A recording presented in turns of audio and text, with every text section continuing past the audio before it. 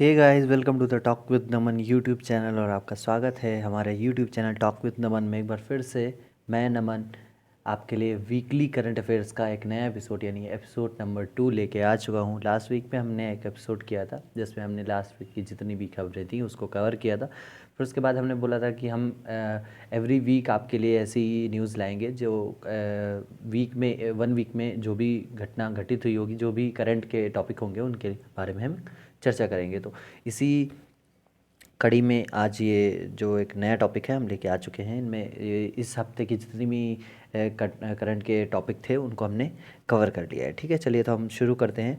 शुरू करने से पहले मैं आपको एक चीज़ बताना चाहता हूँ कि अगर आप हमारे चैनल में नए हैं तो चैनल को सब्सक्राइब कीजिए, वीडियो को लाइक करिए और शेयर करिए अपने फैमिली एंड फ्रेंड्स के साथ। चलिए बिना देर करते हुए हम आज शुरू करते हैं। ये देखिए, पहली चीज़ तो एक चीज़ अच्छी है निकल के आई है कि हमने अपने चैनल का लोगो लॉन्च कर दिया है। ये हमारे चैनल का नया लोगो और अब से वीडियोस पे आपको यही दिखा करेगा। चलिए अब हम बात करते हैं हमारे टॉपिक्स के बारे में। तो एक नज़र डाल लेते हैं पहले शुरुआती टॉपिक में, फिर उसके बाद हम डीपली आपको बताने की कोशिश करेंगे कि इन टॉपिक्स के अंदर जाके हम डीप में आपको समझाने की कोशिश करेंगे। तो पहली न्यूज़ निकल के आएगी, चीन का सरकार ने अपने देश की डिजिटल मुद्रा जारी करेगी। फिर उसके बाद दूसरी खबर निकल के आई, पर्यावरण मंत्रालय ने 922 करोड़ में बनने वाली नई संसद भवन के निर्माण को मंजूरी दे दी है। इसके बारे में आपको डिटेल से बताएंगे। फिर ये न्यूज़ निकल के आई है, CSIR ने किसान सभा एप्लीकेशन को विकसित किया है। उसके बाद हमारी न्यूज़ है, असम में अफ्रीकन स्वाइन फीवर के कारण 3500 सूअरों की मौत हो गई। इसके बारे में हम डीप में चर्चा करेंगे। उसके बाद हमारी ये न्यूज़ है, जल शक्ति मंत्रालय ने फ्यूचर रिवर मैनेजमेंट के लिए आइडियाथन का आयोजन किया है। जैसे मैराथन होता है उसी तरह से ये आइडियाथन का आयोजन होने वाला है। ठीक है, दिल्ली सरकार ने शराब पर विशेष कोरोना शुल्क के रूप में 70% मूल्य में वृद्धि की है। उसके बाद हम चर्चा करेंगे आपसे, फ्रांस के शोधकर्ताओं ने शरीर में निकोटिन की उपस्थिति को कोविड-19 से लड़ने के लिए सहायक बताया है। उसके बाद हम चर्चा करेंगे, ये देखिए, ये आप वेरियस एग्ज़ाम्स के लिए पढ़ रहे हैं इन करंट अफेयर्स को, जिसमें आपके state level exam, UPSC, UPPCS, जितने भी आप एग्ज़ाम है उस सब के करंट में आपको इसमें बताने की कोशिश करूँगा। तो ये देखिए, यूपी के जितने भी एग्ज़ाम्स रहेंगे उन सभी एग्ज़ामों में, वैसे ये हर एग्ज़ाम के लिए होगा लेकिन खासकर यूपी वालों के लिए बहुत हेल्पफुल साबित होगा। 3 भारतीय जितने वो फोटोग्राफर को पुलित्ज़र पुरस्कार मिला है उनके बारे में हम आपको बताएंगे। फिर हम आगे चर्चा करेंगे, DRDO यानी डिफेंस रिसर्च डेवलपमेंट ऑर्गेनाइजेशन ने एक टावर डिसइंफेक्शन टावर की वो रचना की है, मतलब बनाया है। उसके बारे में हम बात करेंगे। फिर उसके बाद बात करेंगे, रूस ने उत्तर कोरियाई तानाशाह किम जोंग उन, जिनकी हाल ही में मरने की खबरें आ रही थी, वो सारी खबरें झूठी थी, इनको स्मारक युद्ध पदक से सम्मानित किया गया है। उसके बारे में उसके बाद हम बात करेंगे, चीन ने लॉन्ग मार्च 5B रॉकेट व प्रोटोटाइप अंतरिक्ष यान सफलतापूर्वक लॉन्च कर दिया है। उसके बाद हमारी न्यूज़ रहेगी, मालदीव में फंसे भारतीयों को वापस लाने, जैसा कि आपने थंबनेल में देखा, ऑपरेशन समुद्र सेतु, इसके बारे में हम बात करेंगे। उसके बाद हम बात करते हैं, नगर विमानन महानिदेशालय ने गरुड़ पोर्टल लॉन्च किया है, यानी directorate general of civil aviation ने। उसके बाद बात करेंगे हम, उत्तर प्रदेश सरकार ने आयुष कवच एप्लीकेशन लॉन्च किया है। फिर उसके बाद देखेंगे, हिमाचल प्रदेश सरकार ने निगाह कार्यक्रम शुरू किया है। विशाखापत्तनम में LG पॉलीमर प्लांट से स्टायरीन गैस के रिसाव से 8 लोगों की मृत्यु हो गई थी। उसके बारे में हम डीप में चर्चा करेंगे। फिर उसके बाद हम देखेंगे, भारत ने विदेश में फंसे नागरिकों को विमान से लाने के लिए वंदे भारत मिशन शुरू किया है। फिर उसके बाद हम देखेंगे, उत्तर प्रदेश ने 3 साल के श्रमिक कानून यानी लेबर लॉ को स्थगित कर दिया है। इसके बारे में हम डीप चर्चा करेंगे, लेबर लॉज क्या होते हैं और किन किन कानूनों को, क्या क्या चीज़ें हैं जो इन्होंने बंद कर दी है। फिर उसके बाद हमारी नेक्स्ट न्यूज़ होगी, मुस्तफ़ा अल कादमी इराक के नए प्रधानमंत्री नियुक्त किए गए। कांग्रेस नेता अधीर रंजन चौधरी को संसद की लोक लेखा समिति के अध्यक्ष के रूप में फिर से नियुक्त किया गया है।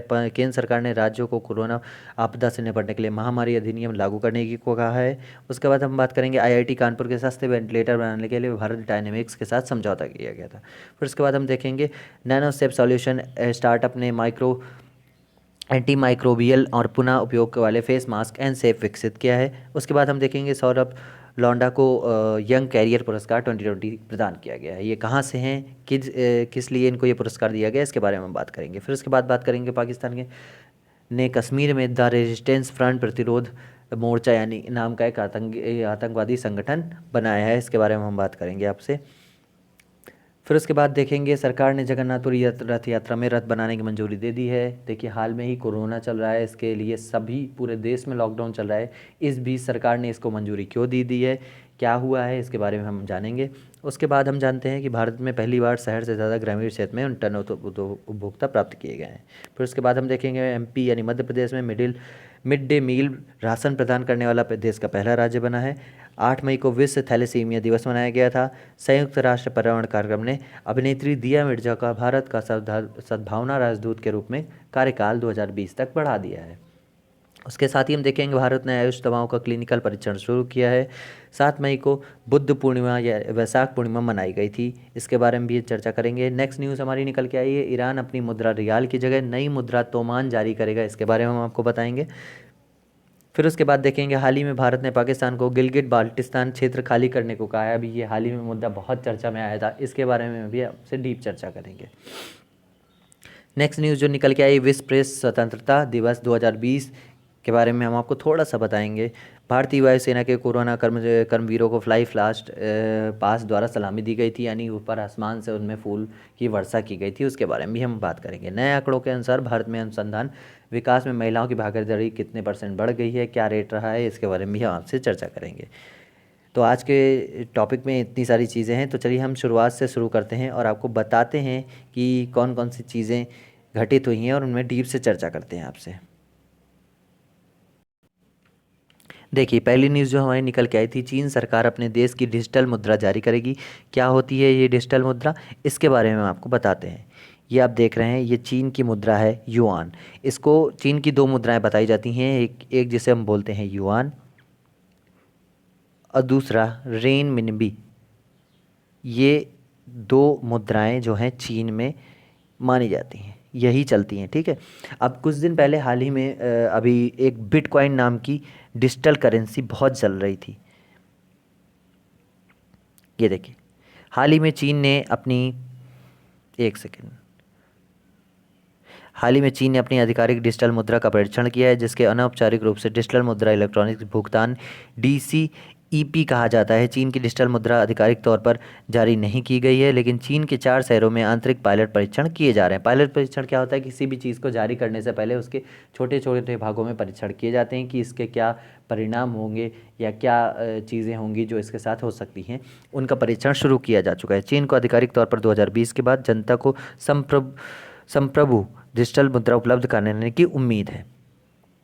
इसे दुनिया का पहला central digital bank digital currency CBDC माना जा सकता है, अगर इसे आधिकारिक तौर पर State Bank People's Bank of China द्वारा जारी किया जाता है। देखिए ये पीपुल्स बैंक ऑफ चाइना, आपको अगर याद हो तो हमने पिछले करंट अफेयर्स में आपको बताया था पिछले एपिसोड में कि ये वही बैंक है, पीपुल्स बैंक ऑफ चाइना। ये वही बैंक है, जैसे हमारे यहाँ इंडिया में RBI होती है, तो चीन में ये पीपुल्स बैंक चलती है, ठीक है। ये वही बैंक है जिसने हाल ही में 1% 1.1% शेयर परचेज़ किए थे HDFC बैंक के अंदर, जिसके बाद हाल ही में सरकार ने कुछ रिस्ट्रिक्शन लगाए थे और कानून लाया था एक नया, जिसके बाद कोई भी जो विदेशी निवेश होगा उसको इंडिया में निवेश करने से पहले, इंडिया की कंपनी में निवेश करने से पहले भारत सरकार की मंजूरी लेना आवश्यक होगा। इसी के चलते हम आपको एक न्यूज़पेपर की कटिंग भी लाए हैं। ये देखिए, China start major trial of state run digital currency, ठीक है। चलिए अब हम नेक्स्ट न्यूज़ के बारे में बात करते हैं। नेक्स्ट न्यूज़ हमारी निकल के आई है, इस पर्यावरण मंत्रालय ने 922 करोड़ में बनने वाली नई संसद भवन के निर्माण में मंजूर दे दी है। ये देखिए, ये स्ट्रक्चर कुछ इस तरह से इसका ब्लूप्रिंट निकल के आया है। ये आपकी नई संसद की बिल्डिंग है जो बनने वाली है। ये कहाँ से कहाँ तक होगी, तो राजपथ भवन से इंडिया गेट से राजपथ भवन राजमार्ग तक जाएगी। अच्छा, अभी से हमारे आप तो बोलेंगे कि हमारे यहाँ संसद है, तो फिर इस को बनाने की ऐसी क्या ज़रूरत पड़ गई। देखिए इसका बजट जो पास हुआ है वो 922 करोड़ हुआ है, और ये बात चल रही कि 2022 तक बन जाएगी। ये पास हो चुका है मतलब, ठीक है। अब हम बात करते हैं कि इसे क्यों ऐसा, मतलब क्यों ऐसी स्थिति आ गई कि इसे बनाना पड़ रहा है। चलिए इसके बारे में बात करते हैं। विशेष मूल्यांकन समिति के नए संसद के प्रस्ताव में 922 करोड़ रुपये मंजूरी दी गई। सेंट्रल विस्टा कमेटी, ये देखिए, ये कमेटी पूछी जा सकती है आपसे, मोस्ट इंपॉर्टेंट है ये क्वेश्चन की सेंट्रल विस्टा कमेटी आपसे पूछी जा सकती है। और इस प्रोजेक्ट का नाम क्या है? इस प्रोजेक्ट का नाम सेंट्रल विस्टा प्रोजेक्ट है। सेंट्रल विस्टा प्रोजेक्ट इस प्रोजेक्ट का नाम है जिसमें संसद भवन बनाने की मंजूरी मिली है। ठीक है। अच्छा, परियोजना का लक्ष्य त्रिकोणीय संसद भवन बनाना है। ये राष्ट्रपति भवन से लेकर इंडिया गेट तक 3 किलोमीटर राजपथ को पुनर्जीवित करेगा, यानी दोबारा रोड ये देखिए, हम आपको फ़ोटो लेके आए हैं। एक तरह से ये स्ट्रक्चर है, ये हम आपको दिखाने की कोशिश कर रहे हैं। ये कुछ इस तरह से बनेगा। अब आपको हम दिखाने की कोशिश करते हैं कहाँ क्या है। ये देखिए, ये आपका इंडिया गेट दिख रहा है। और ये आपका यहाँ पे राष्ट्रपति भवन, ये देखिए new prime minister office, central conference centre, यहाँ से लेके पूरी ये रोड जाएगी और यहाँ पे सारी चीज़ें। ये देखिए न्यू पार्लियामेंट हाउस। इसको मैं एक बार क्लियर कर देता हूँ, आप लोग देख लीजिए। ये देखिए, ठीक है। चलिए, ये पीडीएफ जो है आपको अगर देखनी हो तो हमारे टेलीग्राम चैनल पे मैं ये पीडीएफ डाल दूंगा। वहाँ पे मैं और भी कई आर्टिकल्स डालता रहता हूँ, नई क्विज चलती रहती है वहाँ पे, तो आप उस चैनल को जाके ज्वाइन कर सकते हैं। वहाँ पे भी आपको टॉक विद दमन सर्च करना है और वो चैनल हमारा निकल के आ जाएगा। चलिए, इसके बारे में हम कुछ आपको बताना चाहते हैं। चलिए, उसके बारे में हम आपको पहले बता देते हैं कि क्या ऐसी ज़रूरत पड़ गई कि ये सब बनाना पड़ा है। तो जो हमारी अभी जो संसद है वो 93 साल पुरानी हो गई है। एक पहला रीज़न ये निकलता है नई बिल्डिंग को बनाने का, क्योंकि किसी भी बिल्डिंग की एक टाइम ड्यूरेशन होती है कि इस समय से इस समय तक इस बिल्डिंग की जो आप बोल लीजिए कि हाँ ये बिल्डिंग सेफ़ रहेगी। उसके बाद एक तरह से उस पर कोई वो नहीं होता है कि कब क्या हो जाएगा। तो एक पॉइंट ये निकल के आता है। दूसरा पॉइंट है इस बिल्डिंग को मतलब हटाने का, कि हम संसद दूसरी जगह बनाएंगे। वो ये कारण है कि ये संसद सचिवालय से बहुत दूर है और इसके लिए पहले सचिवालय से लोगों को सेक्रेटरीट वगैरह जो होते हैं उनको लेना पड़ता है, गाड़ियों को, फिर उसके बाद वो संसद तक जाती हैं। तो एक ये रीज़न भी निकल के आता है। फिर उसके बाद क्या है, इस प्रोजेक्ट का नाम जैसा कि मैंने बताया, तो इस प्रोजेक्ट का नाम क्या है? Central Vista redevelopment project. Redevelopment आप एक बार लिख लीजिएगा, प्रोजेक्ट। ठीक है। अब इसमें जैसे कि हमने आपको ऊपर दिखाया, ये देखिए कितने किलोमीटर की दूरी है? 3 किलोमीटर लंबे राजपथ को पुनर्जीवित, 3 किलोमीटर लंबा है ये। ठीक है। 2022 तक ये कंप्लीट हो जाएगा। फिर उसके बाद अब एक चीज़ और देख लीजिए, हमारे संसद को, जैसे कई बार क्वेश्चन पूछ लेता है कि हमारे संसद को किसने बनाया था पुराने समय में, तो हमारे संसद का निर्माण किया था लुटियंस ने। ये आपने शायद सुन रखा होगा, लुटियंस एंड बेकर। ये क्वेश्चन निकल के आता है, कई बार पूछा जाता है बड़े बड़े एग्जाम्स में कि संसद का निर्माण किसने किया था, तो लुटियंस एंड बेकर ने किया था। फिर उसके बाद दूसरा क्वेश्चन निकल के आता है सचिवालय का निर्माण किसने किया था, सेक्रेटरीट का, एडविन लुटियंस। ये भी हमारे लुटियंस ही थे, बाहर से आए थे, एडविन लुटियंस। फिर उसके बाद अभी अगर पूछ ले आपसे राष्ट्रपति भवन का निर्माण किसने किया था, तो ये भी चीज़ पूछने वाली है। ठीक है, एग्जाम्स में पूछी जाती है। तो ये हर्बर्ट बेकर ने इसका निर्माण किया था। चलिए, ये सारी चीज़ें आपको उम्मीद है कि आपको समझ में आ गई होंगी। चलिए हम नेक्स्ट न्यूज़ में चलते हैं। नेक्स्ट न्यूज़ के आगे निकल के है कि United states agency for international development UASID ने घोषणा की है कि भारत की पहल परियोजना के लिए $3 मिलियन का प्रदान करेगा। कौन है भाई ये? तो जान लीजिए पहल। पहले तो हम आपको पहल का फुल फॉर्म बताते हैं,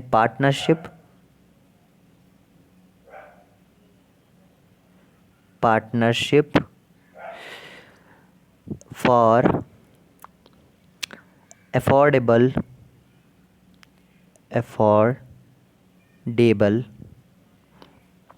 हेल्थ केयर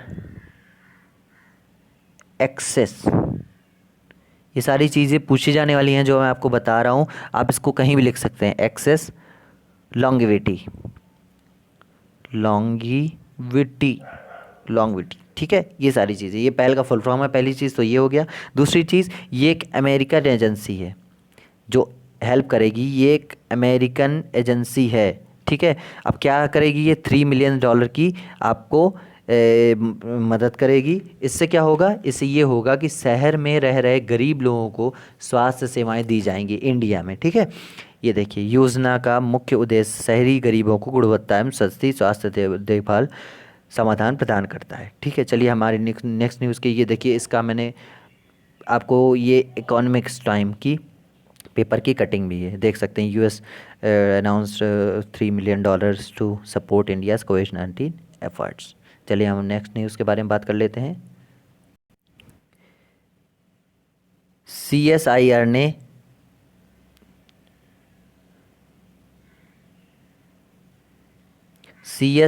ने किसान सभा एप्लीकेशन विकसित की। क्या है सीएसआईआर भाई, देख लीजिए। वैज्ञानिक तथा औद्योगिक अनुसंधान परिषद भारत, सीएसआईआर इंडिया, इसने किसान सभा एप्लीकेशन का विकसित किया है। अच्छा, क्या होगा इस एप्लीकेशन में, इसमें किसान को, जो भी किसान होगा उसको नज़दीकी मंडी का भाव पता चल जाएगा, कैसे वहाँ ले जाना है अपने अन्न को, यानी जो भी सब्जी अनाज जो भी है वहाँ कैसे ले जाना है, और उसका साधन क्या है, ये सारी चीज़ें उसको पता चल जाएंगी। और इसको ले जाने के लिए उस एप्लीकेशन में व्हीकल भी प्रदान किए जाते हैं, जैसे ओला उबर होती हैं, उसी तरह से इस ऐप में भी व्हीकल डाले गए हैं, जैसे ट्रक हो गया और लोडर वगैरह होगा, जो भी चीज़ें हैं वो डाली गई हैं, जिससे किसान को हेल्प मिलेगी काफ़ी। और ये जो इसका मैंने बोला ना, कई चीज़ों का एप्लीकेशन, जो कोई भी चीज़ होती है उसका ट्रायल पहले लिया जाता है। तो इसका ट्रायल कहाँ लिया गया था, सबसे पहले आज़ाद नगर मंडी में। आज़ाद नगर मंडी कहाँ है भाई, दिल्ली में।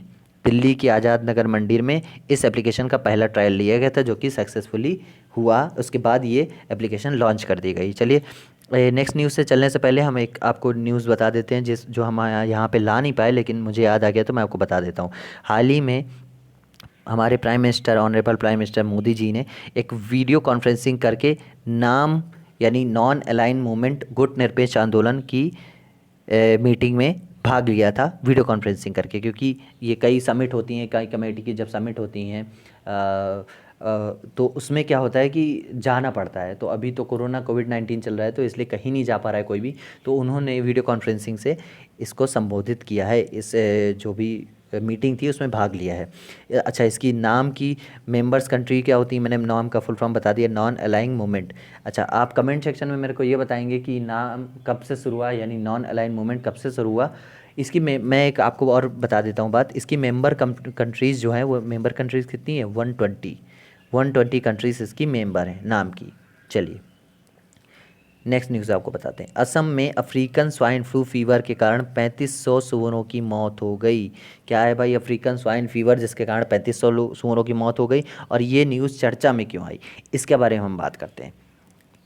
देखिए, 2009 में एक वायरस बहुत ज़्यादा आया था, स्वाइन फ्लू ये आया था 2009 में, और इससे 2 लाख लोग मरे थे। कितने लोग मरे थे भाई, 2 लाख लोग मरे थे। अब क्या है, ये स्वाइन फीवर है। और ये स्वाइन फीवर कितने टाइप का होता है, 2 टाइप का होता है। कौन कौन सा भाई, एक क्लासिकल होता है और दूसरा अफ्रीकन होता है। ये कौन सा वाला है भाई, अफ्रीकन वाला है। कौन सा वाला है, अफ्रीकन वाला है। चलिए, हाल ही में असम में पहले 1300 सूअरों को मारने को आदेश दिया गया था। ठीक है, फिर उसके बाद अभी 3500 सूअरों को मारने का आदेश दिया गया है। क्यों दिया गया है, अब ये भी जान लेते हैं। क्योंकि इसकी वैक्सीन नहीं है। अब वैक्सीन नहीं है तो एक ही ऑप्शन बचा कि इन सूअरों को मार दो, वरना ये चीज़ें बहुत ज़्यादा फैल जाएंगी। और ये जो है, ये स्वाइन फीवर, ये बहुत तेज़ी से पशुओं में फैलता है। अभी ऐसा कोई केस नहीं आया है जिसमें पशुओं से इंसान में फैला हो, लेकिन पशु भी भाई, उनकी भी जान कीमती होती है ना। चलिए इसके बारे में आपको स्पेशल चीज़ें कुछ बताते हैं। स्पेशल चीज़ क्या है, ये इसकी कटिंग लेके आए हैं हम। ये देखिए, African swine flu killing domestic pigs in Assam. अच्छा, असम में ही इतनी बातें क्यों हो रही हैं असम के बारे में, तो चलिए इसके बारे में भी जान लेते हैं। भारत का सबसे ज़्यादा सूअर पालन असम में होता है। कहाँ होता है भाई, सबसे ज़्यादा सूअर पालन असम में होता है। अच्छा, एक और चीज़ जान लेते हैं। एक और चीज़ क्या है भाई, इनका मांस, किनका मांस, सूअरों का, इसको इंग्लिश में क्या बोलते हैं, पोर्क। क्या बोलते हैं, पोर्क बोलते हैं। अच्छा, और सबसे ज़्यादा व्यापार होता है डॉलर में इसी का, मतलब ये जो पोर्क है, इसका मांस है सुअर का, इसका सबसे ज़्यादा व्यापार होता है। कितना? समथिंग 1 बिलियन डॉलर का।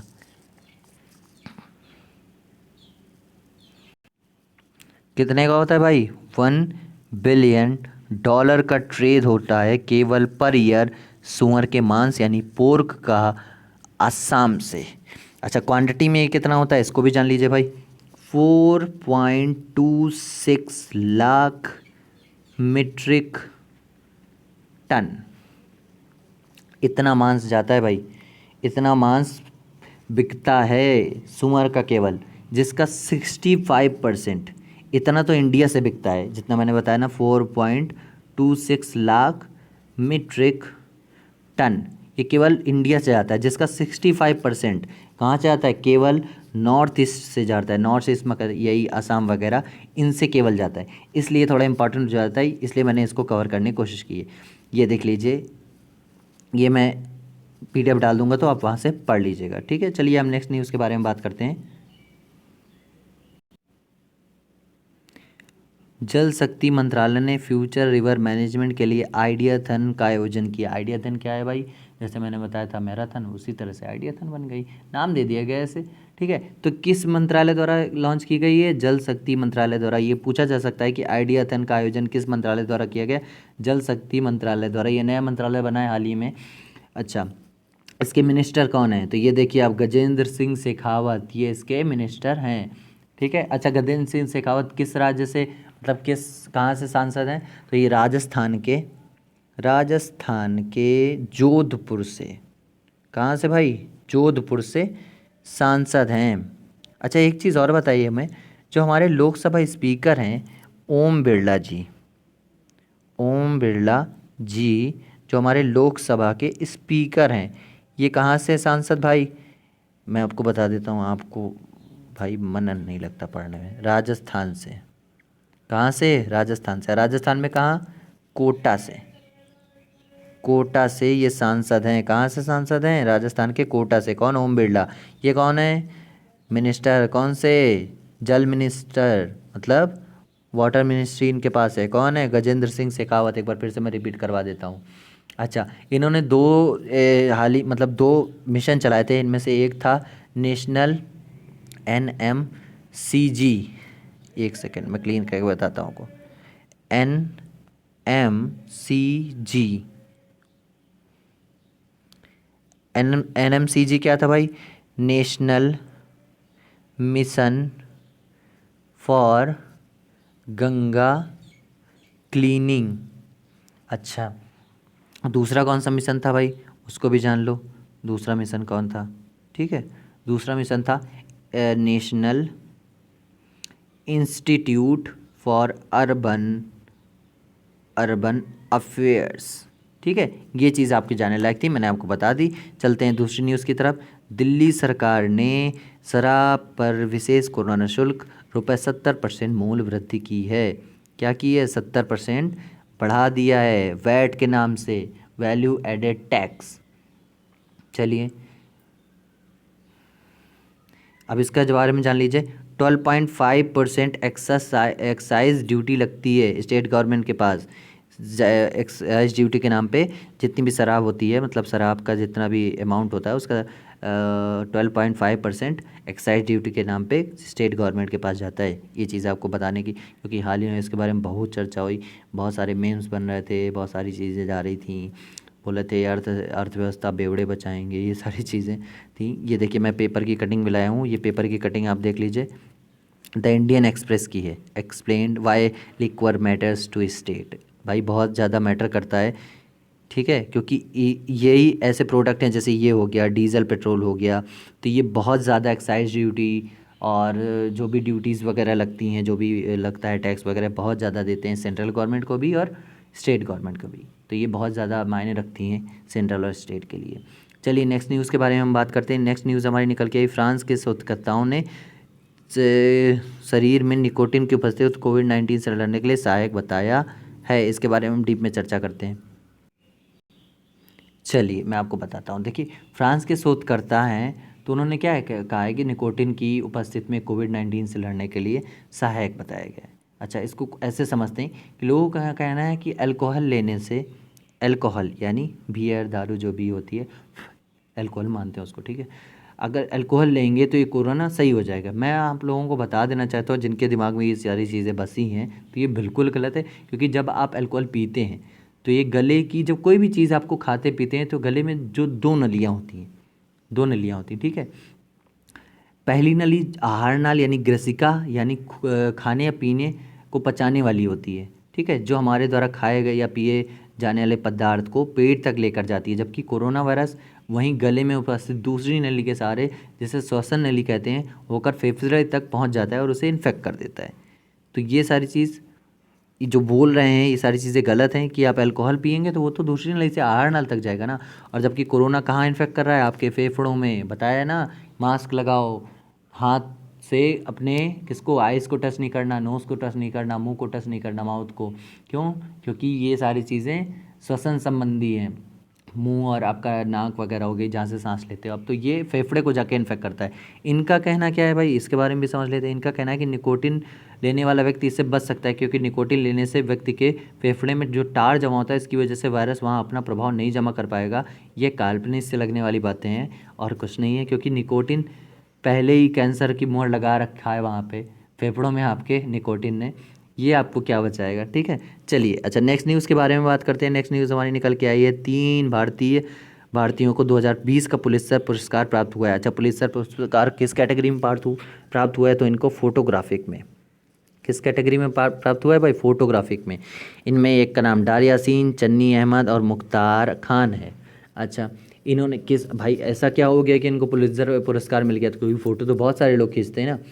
अच्छा, इनको पत्रकारिता के लिए, जिसमें पत्रकारिता, जिनमें भारत से 3 लोगों को फोटोग्राफी पत्रकारिता पे मिलता है, और इस पे फोटोग्राफी वाला एक सेक्शन होता है, उसके लिए इन तीनों लोगों को पुरस्कार मिला है। इन्होंने फ़ोटो खींची थी। इनमें से एक का नाम, ये यूपी वाले स्पेशल ध्यान रखें, आपके एग्ज़ाम में पूछा जा सकता है कि हाल ही में पुलित्ज़र पुरस्कार किसको नहीं मिला है। 4 नाम दिए होंगे, उसमें किसको नहीं मिला है करके पूछ सकता है, या उसमें से इनका किसी एक का नाम होगा या किसी 2 का नाम होगा, बोथ पूछ सकता है, ए बी में। तो ये चीज़ ध्यान रखिएगा।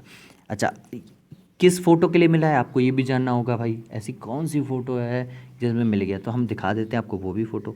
इससे पहले आप जान लीजिए कि इसको देता कौन है। तो यूएस की, यानी अमेरिका की एक कमेटी देती है। आप कमेंट सेक्शन में बताएंगे कि उस कमेटी का नाम क्या है। चलिए फ़ोटो देखते हैं। एक फ़ोटो ये है जिसमें हाल ही में धारा 370 जब हटी थी कश्मीर से, तो ये कश्मीरी युवक पुलिस की वैन में पत्थर मारता हुआ दिख रहा था। दूसरी फ़ोटो के बारे में बात कर लेते हैं। दूसरी फ़ोटो इस बच्ची की है। अच्छा, इस बच्ची का क्या संबंध है?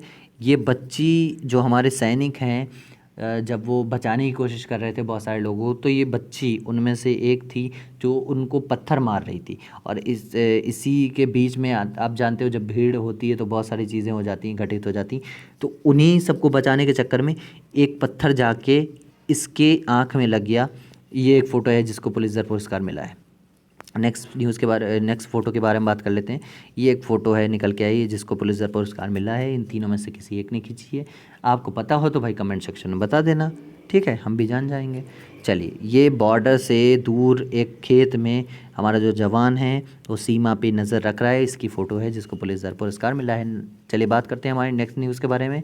नेक्स्ट न्यूज़ निकल के आई है DRDO के बारे में।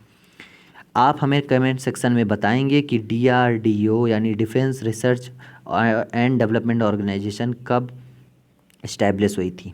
इसने डिसइंफेक्शन टावर यूवी ब्लास्टर विकसित किया है। क्या होगा भाई इससे? इसे उन जगहों पे लगाया जाएगा जहाँ भीड़ भाड़ होगी, और ये इससे एक ऐसी यूवी रेज निकलेंगी, जितने भी बैक्टीरिया होंगे आपके आसपास वो सारे मर जाएंगे। तो ये एक चीज़, मतलब एक न्यूज़ निकल के आई थी जिसे मैंने आपको कवर करके बता दिया है। चलिए नेक्स्ट न्यूज़ के बारे में बात करते हैं हम। ये भाई आ गए भाई हमें नेक्स्ट न्यूज़ के।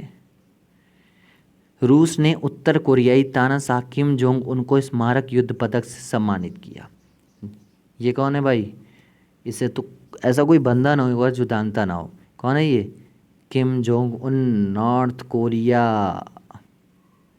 धमकी देने वाले भाई की परमाणु लॉन्च कर देंगे अभी, याद रखना, हमसे पंगा मत लेना। ये कौन है? व्लादिमीर पुतिन, राष्ट्रपति हैं कहाँ के? रशिया के, रशिया यानी रूस। चलिए, तो स्मारक युद्ध पदक क्यों दिया गया है इसके बारे में बात कर लेते हैं। रूसी राष्ट्रपति व्लादिमीर पुतिन ने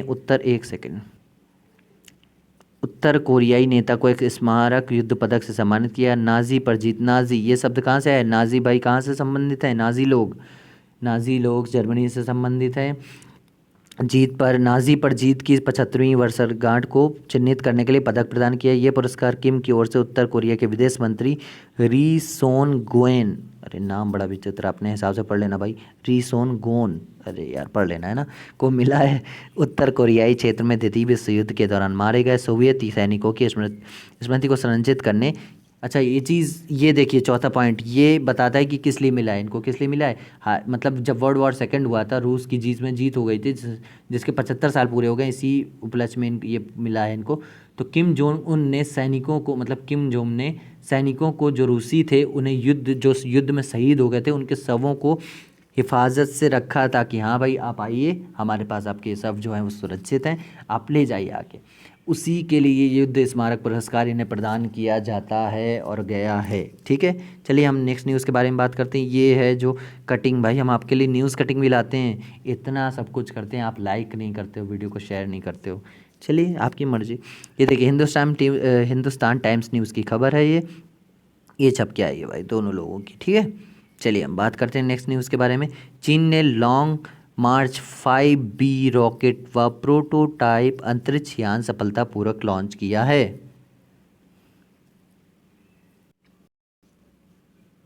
क्या है ये पूरी खबर भाई, इसके बारे में बात कर लेते हैं।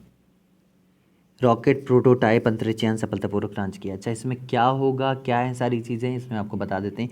देखिए, रॉकेट के आप दो हिस्से, मतलब ये रॉकेट आप इस तरह देखते हो, ठीक है, ये दिवाली वाला रॉकेट है, समझ लेना भाई। ये रॉकेट आप इस तरह देखते हो, तो ये जो रॉकेट का ये वाला भाग होता है, ठीक है, ये वाला जो भाग होता है ये जलता रहता है हमेशा। मतलब का सिर्फ आपके ये वाला भाग होता है, कौन सा, ये जो चोंच टाइप है इस वाला भाग में होती है सारी चीज़ें। ये वाला केवल इसको स्पीड देने का काम कर रहा होता है, और ये स्पेस में जाते जाते पूरा अलग हो जाता है, केवल स्पेस में ये वाला जाता है हिस्सा। अच्छा, इसे बोलते हैं पेलोड। क्या बोलते हैं इसे, पेलोड।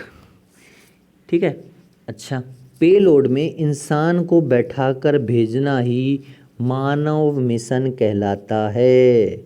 ये चीज़ जान लीजिए, अगर कोई आपसे पूछेगा कि मानव मिशन क्या होता है तो ये बताएंगे आप कि पेलोड में अगर किसी इंसान को बैठाकर भेजने की जो प्रक्रिया करवाई जाती है मानव मिशन कहलाता है वो। चाइना ने इसी मिशन को कंटिन्यू करने के लिए प्रोटोटाइप, ये चाइना भेजने वाला है अपने मतलब लोगों को उस पर, जहाँ पे हमारा अभी चंद्रयान 2 गया था, दक्षिणी ध्रुव में गया था ना, दक्षिणी ध्रुव पे गया था भाई, बता देना मेरे को कमेंट सेक्शन में कि दक्षिणी ध्रुव पे गया था, जहाँ पे अपना चंद्रयान 2 टेक्निकल ग्लिच की वजह से उतर नहीं पाया था, लैंड नहीं हो पाया था, सॉफ्ट लैंडिंग नहीं हो पाई थी, वहाँ पे ये अपना ये अंतरिक्ष यान भेज रहा है इंसान के साथ। चलो, जिसमें कब तक भेजेगा भाई, 2022 तक भेजेगा। ठीक है, चलो इसमें 2 ट्रायल किए जाएंगे। पहला ट्रायल कब होगा, चलो हाँ सॉरी, चलिए बताते हैं।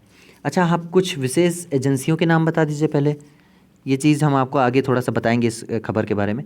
अपनी इंडिया की जो स्पेस एजेंसी उसका क्या नाम है, इसरो। क्या नाम है, इसरो। इसरो का फुल फॉर्म बताएंगे, इंडियन स्पेस रिसर्च ऑर्गेनाइजेशन।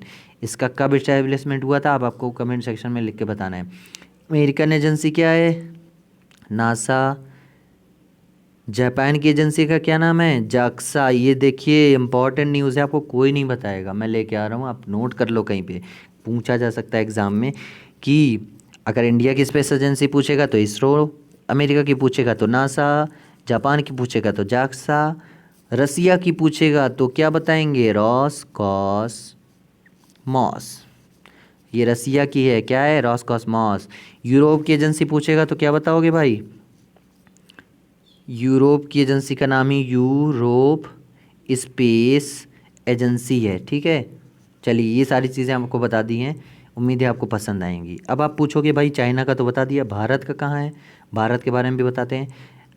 तो भारत अपना मिशन गगनयान कब तक भेजेगा, 2022 तक, जिसमें वो मानव को भेजेगा रख के, भाई बैठ जाओ यहाँ पे, हम तुमको चांद पे भेज रहे हैं। चलो, जिसमें 2 ट्रायल किए जाएंगे, 2 ट्रायल किए जाएंगे। पहला ट्रायल 2020 के एंड में होगा, अभी जो 2020 चल रहा है, और दूसरा ट्रायल 2021 में होगा। ये ट्रायल करके देखे जाते हैं, जिसके बाद इसे भेजा जाएगा चांद, सॉरी, हाँ, ऊपर भेजा जाएगा, ठीक है। अच्छा, इसमें भेजा कौन जाएगा, तो एयरफोर्स के कैडेट भेजे जाएंगे। एयरफोर्स के कुछ कैडेट जो हैं वो इस मिशन पे भेजे जाएंगे रिसर्च के लिए, ठीक है, ऊपर रिसर्च के लिए इन्हें भेजा जाएगा। और एक चीज़ और हम आपको इम्पोर्टेंट एडिशन जानकारी बताते हैं, एडिशनल जानकारी, कि ये जो एयरफोर्स के जितने भी कैडेट हैं, 4 कैडेट हैं। कितने हैं? 4 हैं भाई। ये कहाँ पे अपनी ट्रेनिंग ले रहे हैं?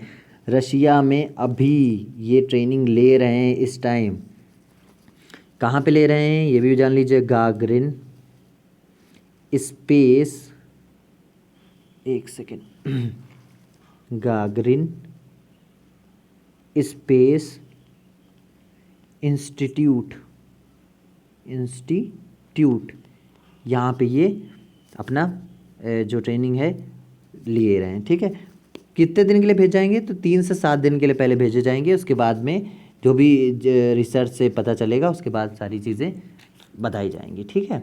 चलिए नेक्स्ट न्यूज़ के बारे में हम बात करते हैं। आपको पहले देख लीजिए, हाल ही में चीन ने long 5B rocket launch prototype स्क्रॉप्ट को स्पेशल लॉन्च किया है। इसे ईसाई अंतरिक्ष स्टेशन को संचालित करने पर चंद्रमा पर अंतरिक्ष यात्रियों को भेज दिया कि चीन के सफल कदम के रूप में माना जा रहा है। भारत ने अपना खुद का अंतरिक्ष स्टेशन पर शुरू करने की भी योजना बना ली है। एक अंतरिक्ष स्टेशन एक अंतरिक्ष यान है जो चालक दल के सदस्यों का समर्थन करने के लिए सक्षम है। चलिए नेक्स्ट बात करते हैं, ऑपरेशन समुद्र सेतु। चलिए बताते हैं इसके बारे में आपको पूरा। कहाँ चला जा रहा है ऑपरेशन समुद्र सेतु? मालदीव में फंसे भारतीयों को वापस लाने के लिए भारतीय नौसेना ने ऑपरेशन समुद्र सेतु लॉन्च किया है। ये रही इस पेपर की कटिंग। Indian navy launch operation Samudra Setu to bring stranded citizens home from Maldives. अच्छा, अब थोड़ा इसके बारे में डीपली बात कर लेते हैं आपसे, जैसे कि हमने प्रॉमिस किया आपको डीपली बताने के लिए। चलिए बात करते हैं। इसके लिए 2 जो जहाज़ हैं हमारे नेवी के वो भेजे जाएंगे। पहले जहाज़ का नाम क्या है? जलाश्वा, जो 8 मई को भेज दिया गया था। दूसरे जहाज़ का नाम क्या है? मगर, जिसे 10 मई यानी आज के दिन भेजा जाएगा, ठीक है। ये 2 जहाज़ भेजे जाएंगे, ये आपके लिए जानकारी हो गई। एक दूसरी जानकारी के बारे में बात करते हैं। देखिए, ये एक पहला ऑपरेशन नहीं है जो समुद्र सेतु मालदीव्स के अंदर चलाया जा रहा है। ऐसे कई मिशंस जो हैं चलाए जा चुके हैं, जिनके बारे में आपको बताते हैं। ये आपके पूछे जाते हैं कि ऑपरेशन ये कहाँ चलाया गया, समुद्र सेतु कहाँ चलाया गया, कब चलाया गया, ये सारी चीज़ें। तो पहला जो इसमें ऑपरेशन चलाया गया था वो ऑपरेशन कैक्टस था, मालदीव्स के अंदर इंडिया द्वारा। ऑपरेशन कैक्टस, इसमें क्या हुआ था? सरकार को, मालदीव्स की सरकार को गिरते गिरते बचाया गया था 1988 में, ठीक है। 1988 में ये मिशन गया था। इसके बारे में हम कभी डीप में चर्चा करेंगे, अभी आप इतना जान लीजिए। दूसरा मिशन क्या था भाई? दूसरा मिशन था ऑपरेशन संजीवनी। कब हुई थी भाई ये ऑपरेशन संजीवनी? पढ़ा करो भाई, कुछ नहीं पढ़ते हो। ऑपरेशन संजीवनी कब हुई थी? अभी हाल ही में गई थी। क्या? Hydroxy chloroquine. ये क्या है भाई? इसे कई देशों ने, भारत ने कई देशों को भेजा है, जिसके बारे में अभी बहुत बवाल मचा था कि डोनाल्ड ट्रम्प ने भारत को धमकी दी, हाइड्रोक्सी क्लोरोक्वाइन भेजो नहीं तो फिर हम समझ लेंगे तुमको। वही वाली दवा है। कितनी भेजी गई थी? 6.2 टन दवाई भेजी गई थी। आइए, अच्छा, ये इस देश को भेजने के अलावा और भी देश, कई देशों को, 85 या 80 समथिंग देशों को, हाँ 85 देशों को ये दवा इसके साथ भेजी गई थी। मतलब मालदीव्स को भेजने के बाद अन्य 85 देशों में भेजी गई थी। अच्छा, दवा का नाम याद रखना, हाइड्रोक्सी क्लोरोक्वाइन। बहुत आई है चर्चा में, पूछी जा सकती है आपसे। नेक्स्ट जो ऑपरेशन चलाया गया था उसका क्या नाम था? ऑपरेशन नीर। नीर से समझ गए ना भाई, पानी। जिससे यहाँ पे अब आप बताओगे कि ऑपरेशन नीर कब चलाया गया है, ये कमेंट सेक्शन में बताना, मेरे को क्वेश्चन है आपसे। जिसमें यहाँ पे बाढ़ आ गई थी, जिससे पीने की पानी कमी हो गई थी, तब इंडिया ने ऑपरेशन नीर चलाया था और मालदीव्स की मदद की थी वहाँ पानी पहुँचा के पीने वाला, ठीक है। चलिए, पहला हो गया आपका, एक बार रिपीट कर देते हैं। ऑपरेशन नीर हो गया पहला। दूसरा हो गया कैक्टस, इसके बारे में हमने आपसे बात की। तीसरा हो गया संजीवनी। चौथा हो गया समुद्र सेतु। ठीक है, चलिए बात करते हैं नेक्स्ट न्यूज़ के बारे में। ये देखिए ऑपरेशन फंसेबाल, ये अब पढ़ लीजिएगा, है ना। एयरलाइंस की ग्राउंडिंग के कारण विदेशी भूमि में फंसे हैं लोग। ठीक है, पहली यात्रा में दौरान लगभग 1,000 लोगों को आने की योजना है। चलिए नेक्स्ट बात करते हैं। नगर विमानन महानिदेशालय ने गरुड़ पोर्टल लॉन्च किया। नगर विमानन महानिदेशालय क्या है? Directorate general of civil aviation. Garud portal क्या है भाई, इसको भी जान लेते हैं। अच्छा, director general of civil aviation है क्या? राष्ट्रीय सूचना विज्ञान केंद्र। चलिए, अच्छा, इसने लॉन्च की है। गरुड़, गरुड़ का फुल फॉर्म जान लेते हैं पहले। सबसे पहले तो गरुड़ का फुल फॉर्म जानते हैं हम। चलिए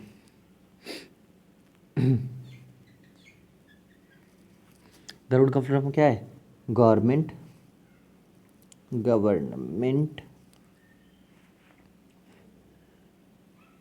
authorisation for relief using drone. Drone शब्द आया, आप समझ गए कि पक्का ये ऊपर से कुछ करने वाले हैं। चलिए बताते हैं हम आपको क्या होगा इसमें। कि इसमें कोई भी प्राइवेट कंपनी या ऑर्गेनाइजेशन,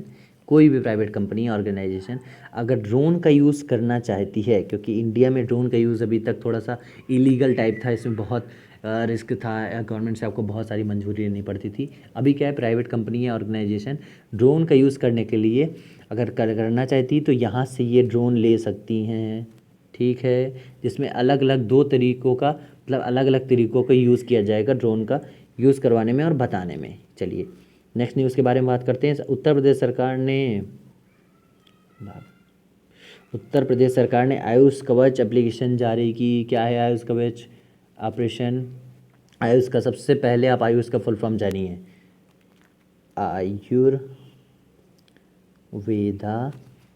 ए से आयुर्वेदा, वाई से योगा, यू से यूनानी, एस से सिद्धास्था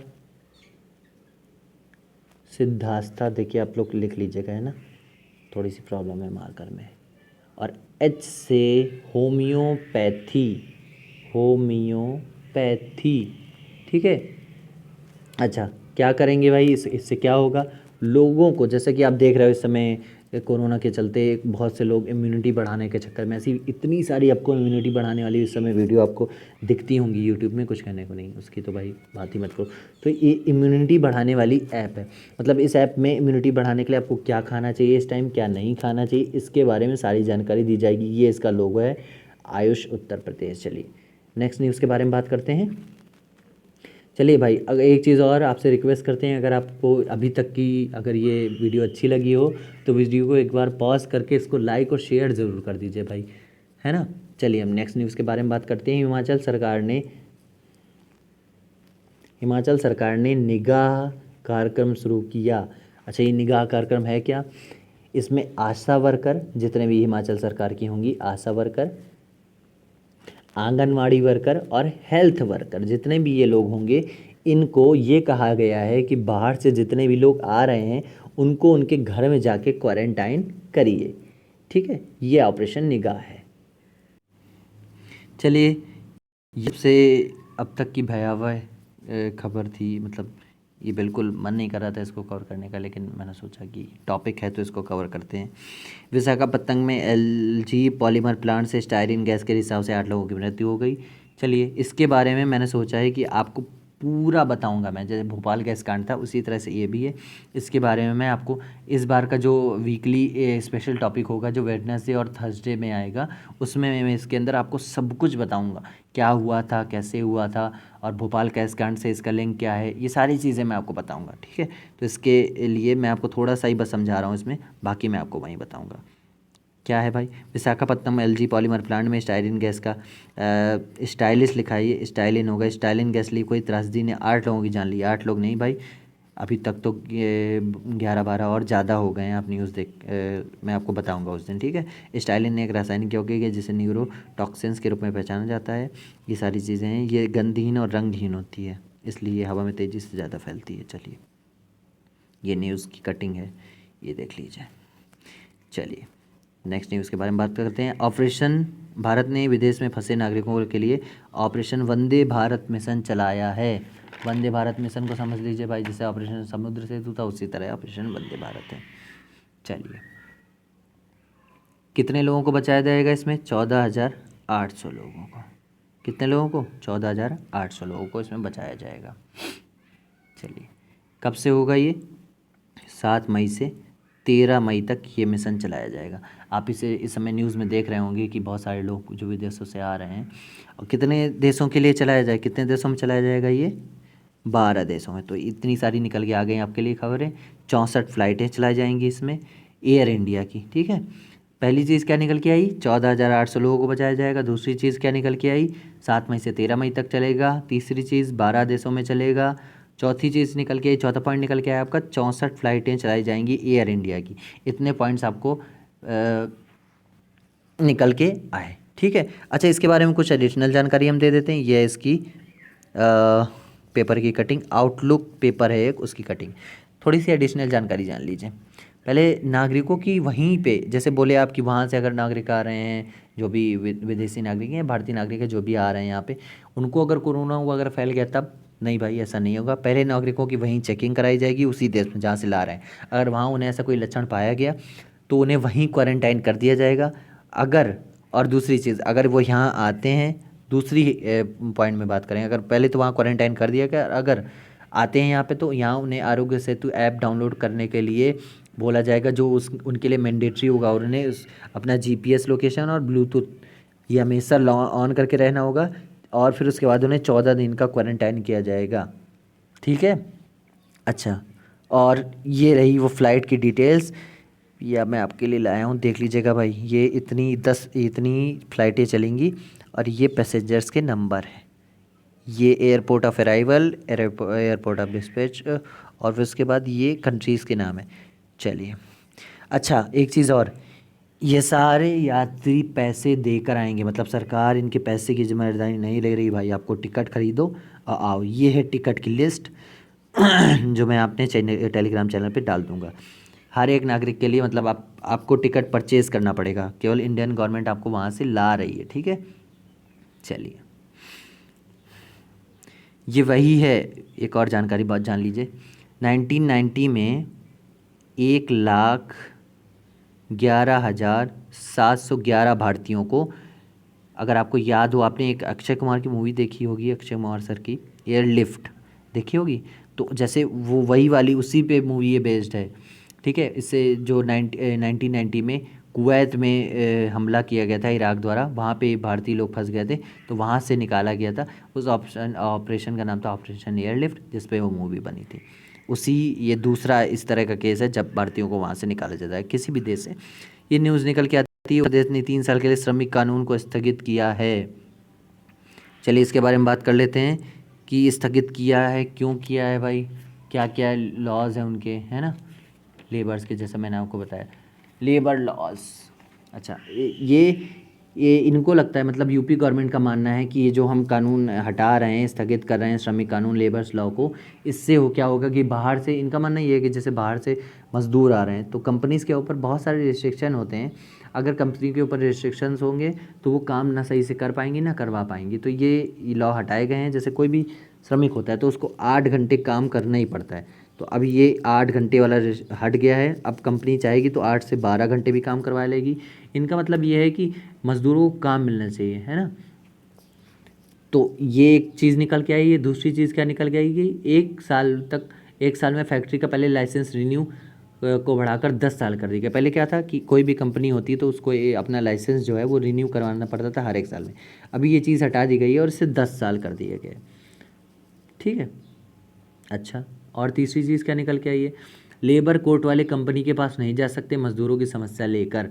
बहुत सारी चीज़ें होती कि कई बार लेबर को प्रताड़ित किया जाता है, मज़दूर को किसी उसका शोषण किया जाता है, तो मज़दूर संघ होते हैं कई, है ना, जो मज़दूर की बात सरकार तक पहुंचाते हैं या कंपनी में जाते हैं सर्वे करने कि आप सही से फैसिलिटीज़ दे रहे हो कि नहीं।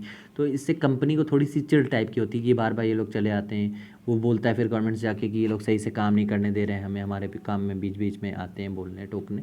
तो कोई भी अब मज़दूर संघ कंपनी के पास या सरकार के पास या कोर्ट कोई भी नहीं जा सकता, कंपनी वाले संघ वाले नहीं जा सकते मज़दूरों की समस्या लेकर, ये चीज़ को हटा दिया गया है। चलिए हम नेक्स्ट न्यूज़ के बारे में बात करते हैं। मुस्तफ़ा अल कादमी इराक के नए प्रधानमंत्री नियुक्त किए गए हैं, ये न्यूज़ आपको जानने लायक है। चलिए, ये इसकी पेपर कटिंग निकल के आई है। नेक्स्ट न्यूज़ के बारे में बात करते हैं। कांग्रेस नेता अधीर रंजन चौधरी को संसद की लोक लेखा समिति के अध्यक्ष के रूप में फिर से नियुक्त किया गया है, इसके बारे में जान लीजिए। लोक लेखा नियुक्त को इंग्लिश में क्या बोलते हैं? पब्लिक अकाउंट कमेटी, ठीक है। अच्छा, इसके जो चेयरपर्सन है वो कौन बनाए गए हैं? अधीर रंजन चौधरी। ये कांग्रेस के प्रवक्ता हैं, एक तरफ से मान लीजिए कांग्रेस के पार्टी से हैं, ठीक है। अच्छा, जैसे कि अभी हमने आपको बताया था लोकसभा स्पीकर कौन है? ओम बिरला जी हैं। कहाँ से हैं? कोटा से सांसद हैं। अच्छा, नियुक्ति इनकी कौन करता है? तो ये स्पीकर ही नियुक्ति करते हैं इनकी, ये जान लीजिए आप। पहली चीज़, अगर बोलेगा कि पीएससी के चर्म में ये क्वेश्चन पूछ सकता है, इंपॉर्टेंट है भाई, कि अगर पीएससी यानी पब्लिक अकाउंट कमेटी के जो अध्यक्ष हैं, अगर इनका चुनाव कौन करता है? तो स्पीकर करते हैं। ये कब से होता आया है? तो ये भी जान लीजिए 1967 से होता आ रहा है। अच्छा, इनका काम क्या होता है ये जान लीजिए। आपने सुना होगा कंट्रोलर ऑडिटर जनरल, यानी जो सरकार के काम होते हैं, कौन सा पैसा कहाँ खर्चा हुआ, सरकार ने जितना बजट निकाला है वो बजट का एक एक रुपया कहाँ खर्चा हुआ था, इसका ऑडिट कौन करता है? कंट्रोलर ऑडिटर जनरल, ठीक है। कैग का नाम सुना होगा। तो ये कैग के कार्यों की समीक्षा करते हैं। कौन करता है? पीएससी चेयरमैन या पीएससी के सदस्य होते हैं जो पब्लिक अकाउंट कमेटी के। कितने सदस्य होते हैं? ये एडिशनल जानकारी जान लीजिए आप। तो 22 सदस्य होते हैं इस कमेटी में, 15 लोकसभा से होते हैं और 7 जो होते हैं वो राज्यसभा से होते हैं, ठीक है। कंट्रोलर एंड ऑडिटर जनरल ये भारत सरकार के खर्चों का लेखन रखती है, कौन पैसा कहाँ कितना खर्च हुआ। और ये जो है भाई साहब, ये इनकी जो कमेटी है पीएससी, ये कंट्रोलर ऑडिटर जनरल के मतलब कार्यों की समीक्षा करता है। ये काम गलत तो नहीं कर रहे हैं? अच्छा, ऐसा। दूसरी न्यूज़ निकल के आती है। केंद्र सरकार ने राज्यों को कोरोना आपदा से निपटने के लिए महामारी अधिनियम लागू करने के लिए कहा है। केंद्र सरकार ने राज्यों से कहा है कि आप ऐसा कोई एक्ट बनाइए जिसके द्वारा आप लोगों को सही तरह से सही दिशा में निर्देशित कर पाएँ। चलिए नेक्स्ट न्यूज़ के बारे में बात करते हैं। ये देखिए, हाल ही में केंद्र सरकार, इसी न्यूज़ के बारे में बात कर लेते हैं। केंद्र सरकार ने राज्यों को, केंद्र शासित प्रदेशों को कोविड-19 से प्रकोप से लड़ने के लिए 1897 लागू करने की निर्देश जारी किए। इसको आप पढ़ लीजिएगा पूरा। नेक्स्ट न्यूज़ के बारे में बात करते हैं। आईआईटी कानपुर से सस्ते वेंटिलेटर बनाने के लिए भारत डायनेमिक्स के साथ समझौता किया है, भारत डायनेमिक्स लिमिटेड, ठीक है। अच्छा, क्या बनाएगा भाई? वेंटिलेटर बनाएगा।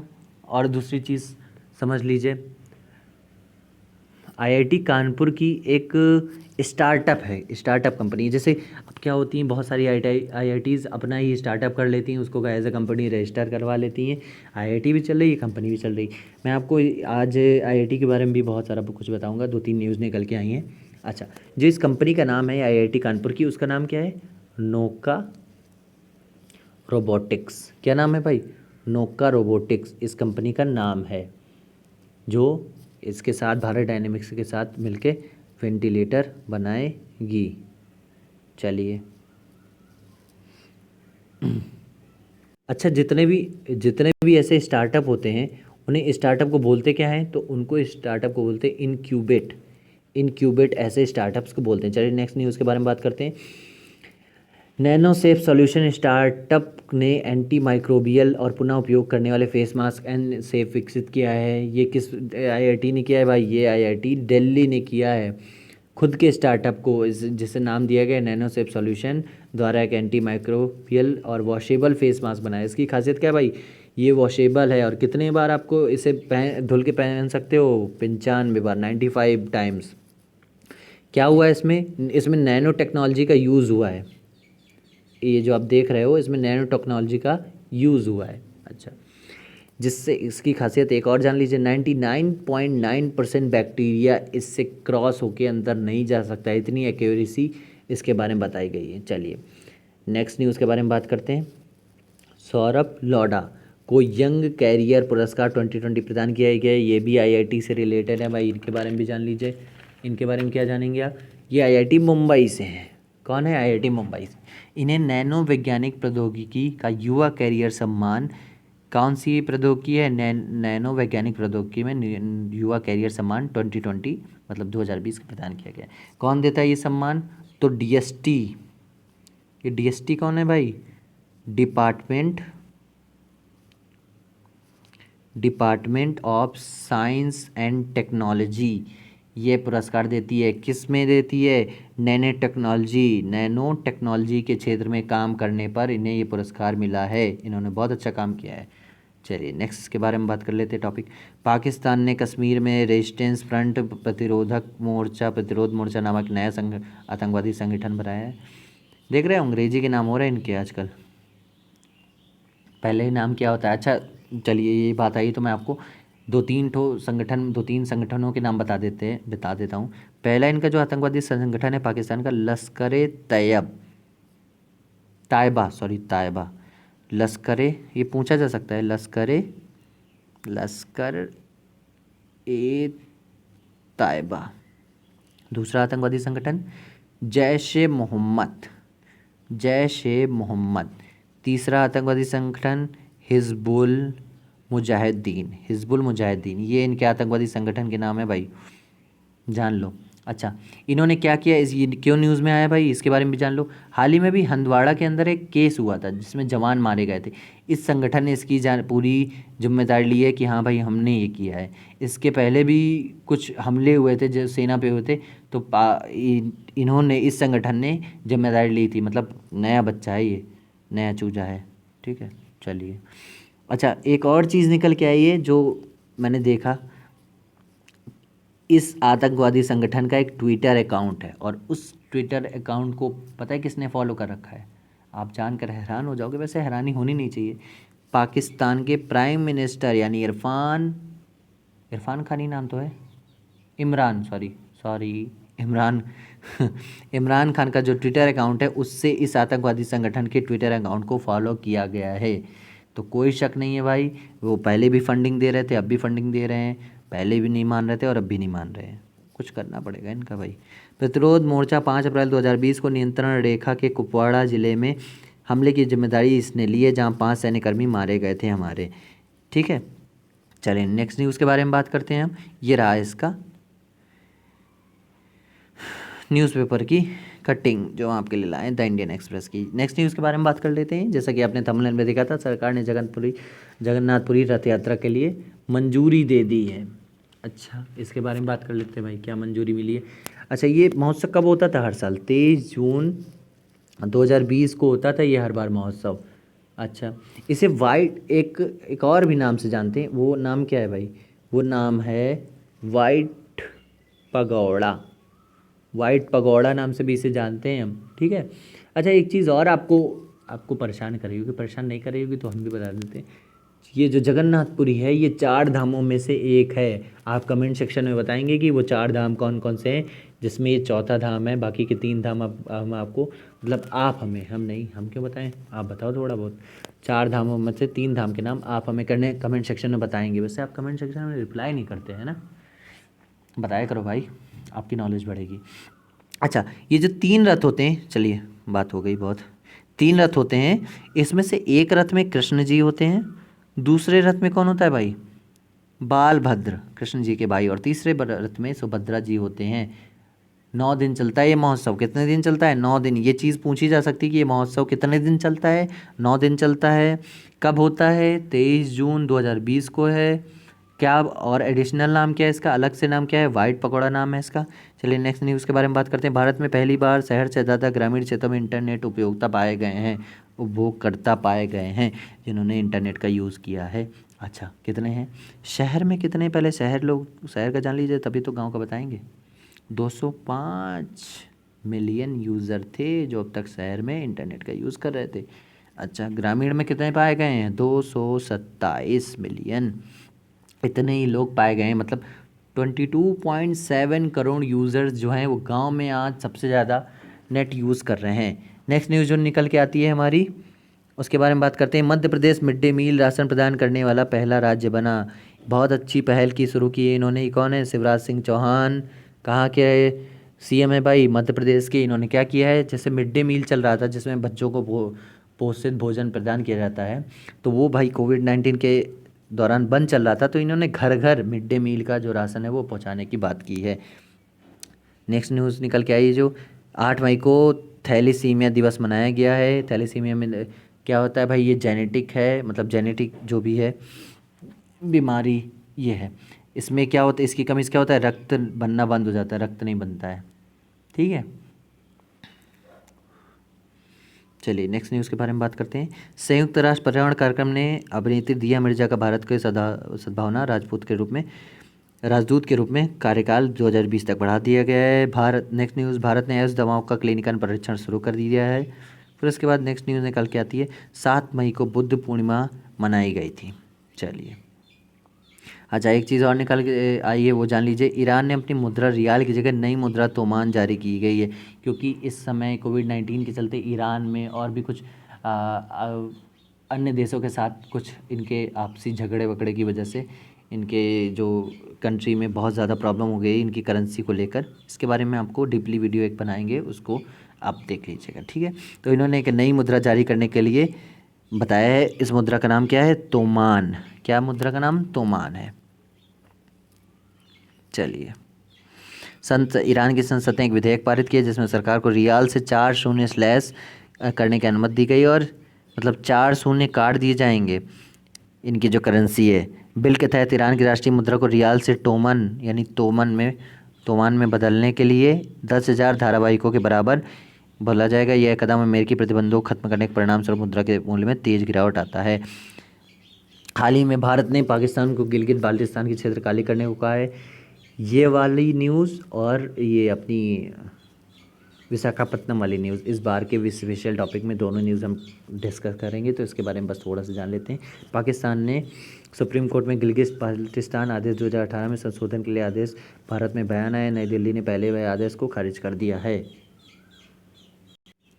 पाकिस्तान सरकार की एक दलील को स्वीकारते हुए पाकिस्तान की सुप्रीम कोर्ट ने 7 सदस्यीय पीठ ने आदेश दिया कि गिलगित बाल्टिस्तान आदेश 2018 में संशोधित किया जाए ताकि आगामी चुनाव सितंबर तक हो सके और इस बीच अंतरिम कार्रवाई सरकार गठन कर सके। तो भाई जब ये हमारा एरिया है तो आप इसे अपना एरिया क्यों बता रहे हैं, इसके बारे में हम पूरी चर्चा करेंगे। ठीक है, चलिए, विश्व प्रेस स्वतंत्रता दिवस 2020 का थीम ये पूछ सकते हैं, ये इंपॉर्टेंट है इसलिए मैं ले आया आपको। थीम क्या थी इस बार की, फियर फॉर फेयर के बिना पत्रकारिता, ये इस बार की थीम थी, ये पूछ सकते हैं। चलिए, भारतीय वायुसेना ने कोरोना कर्मवीरों को फ्लाई पास द्वारा सलामी दी, मतलब उनके ऊपर पुष्प की वर्षा की है। अच्छी बात है, करनी चाहिए, वो हमारे वॉरियर्स हैं। नए आंकड़ों के अनुसार भारत में अनुसंधान और विकास में महिलाओं की भागीदारी 24% बढ़ गई है। महिलाएं आज पुरुषों से आगे हैं और ये अच्छी बात है। चलिए, जैसा कि मैंने आपको, ये न्यूज़ यहीं समाप्त होती है और इसके बाद आप थोड़ा सा स्पेशल चीज़ें बात जान लीजिए। 5 मई को क्या हुआ था भाई, विश्व अस्थमा दिवस था। मई का पहला मंगलवार को ये हर बार होता था, इस बार मई का पहला मंगलवार 5 मई को पड़ा था। 8 मई को विश्व थैलेसीमिया दिवस मनाया गया था और विश्व रेड क्रॉस दिवस भी मनाया गया था। रेड क्रॉस क्या है ये भाई, ये ब्लड की एक सोसाइटी एक तरह से, और ब्लड प्रोवाइड करवाती है। 10 मई को क्या था, मातृ दिवस, यानी था नहीं आज है, क्या है, मदर्स डे है। ये हर मई के दूसरे रविवार को मनाया जाता था और ये दूसरा रविवार इस बार 10 मई को पड़ा है। चलिए, जैसे हम आपको बताते हैं हर बार हर एक वीडियो में एक राज्य के बारे में बात करते हैं, तो आज राज्य है उत्तर प्रदेश। कैपिटल क्या है, Lucknow. Chief minister Yogi Adityanath. Governor कौन है, Anandiben Patel. Lok Sabha seat 80, Rajya Sabha seat 31, legislative assembly 404, legislative council 100, national park Durga. Hindi में एक बार जान लेते हैं। राजधानी लखनऊ, राज्यपाल आनंदीबेन पटेल, मुख्यमंत्री योगी आदित्यनाथ। राज्यसभा सीटें 31, लोकसभा सीटें 80, विधानसभा 404, विधान परिषद 100 और राष्ट्रीय उद्यान क्या है, दुधवा। ये पूछ सकता है, उत्तर प्रदेश का राष्ट्रीय उद्यान क्या है, दुधवा। चलिए, ये वीडियो यहीं की इतनी तक है और एडिशनल जानकारी प्राप्त कर लीजिए। आप हमारे टेलीग्राम चैनल से जुड़ सकते हैं, वहाँ पे आपको जाकर टॉक विद नमन वैसे डालना होगा और ये सारी चीज़ें भी आपको वहाँ पे ज्वाइन आके प्राप्त कर सकते हैं आप। इस वीडियो को देखने के लिए बहुत बहुत बहुत थैंक्स। ठीक है, और आप हमारे यूट्यूब चैनल से भी जुड़ सकते हैं, वहाँ पे भी आप टॉक विद नमन को जाके हमारे फेसबुक पेज को आप लाइक कर सकते हैं। चलिए, इस वीडियो को बहुत देखने के लिए बहुत बहुत थैंक्स। उम्मीद है आपको वीडियो पसंद आई होगी। इस वीडियो को लाइक करिए, शेयर करिए और अपने फैमिली एंड फ्रेंड्स के साथ शेयर करिएगा।